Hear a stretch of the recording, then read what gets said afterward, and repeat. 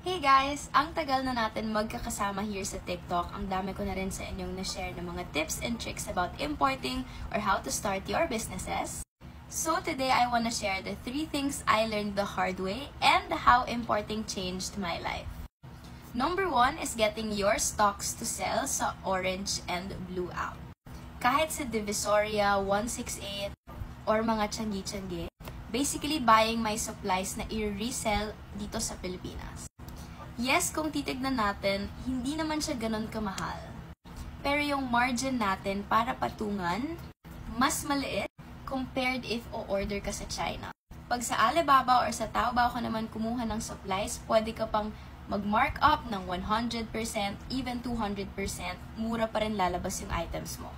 If I buy my supplies here, however, nasa mga 20% lang yung pwede kong i-mark up sa mga items based sa puhunan ko.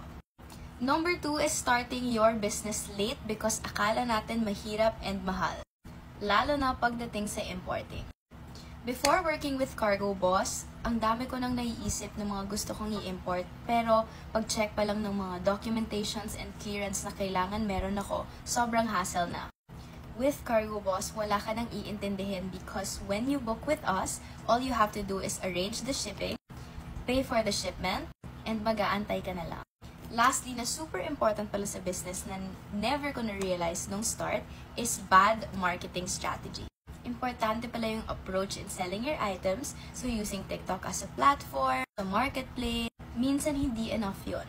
Kailangan creative ka when it comes to selling your goods, so mag-live sell ka, mag-post ka sa iba't ibang platforms, and make sure na tama yung target market mo sa mga pinagbebentahan mo.